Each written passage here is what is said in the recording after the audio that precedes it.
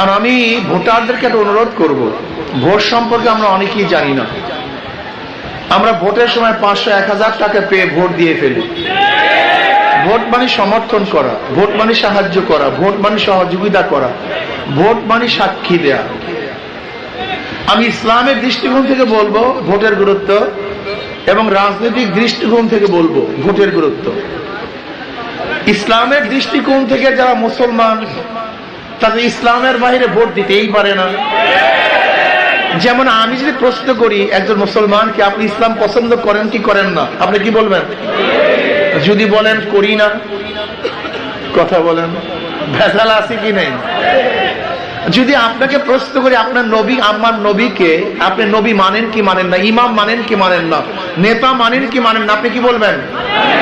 যদি বলি মানি না, কাজে একজন মুসলমান ইসলামের বাইরে যাওয়ার কোনো সুযোগই নেই, কোনো সুযোগ।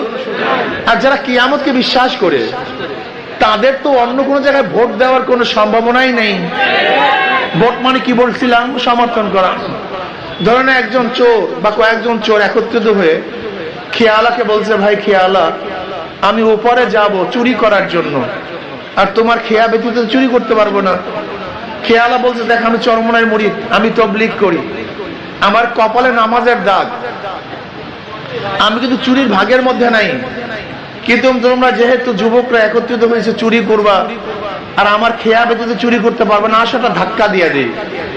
খেয়ালা ধাক্কা দিয়ে চোরদেরকে নদী পার করে দিয়েছে, কিন্তু সে কিন্তু চোরের ভাগই নাই। খেয়ালার কোনো দোষ আছে? কেন? হ্যাঁ, যদি ওনার সহযোগিতা না পাইতো, সাহায্য না করতো, তাহলে চোরেরা চুরি করতে। এখন আপনাদেরকেই বলি, যারা ভোটের ধাক্কা দিয়ে সংসদে বসাইছেন, যারা ভোটের ধাক্কা ব্যতীত কেউ সংসদে বসতে পারতো? আপনার ভোটের সাহায্য ব্যতীত কেউ সংসদে যেতে পারতো? আচ্ছা বলেন তো, আপনার ভোটের সাহায্য পেয়ে, সহযোগিতা পেয়ে, সমর্থন পেয়ে যারা মদের আইন পাশ করছে, এই দায় দায়িত্ব কে নিবে? কথা বলেন। যারা সুদের আইন পাশ করছে, জেনার আইন পাশ করছে, চুরি করছে, ডাকাতি করছে, কি মনে করবেন? আপনি এখান থেকে সরেন। এই তো বর্তমান বাংলাদেশে জেনার আইন বৈধ কি বৈধ নয়? কথা বলেন।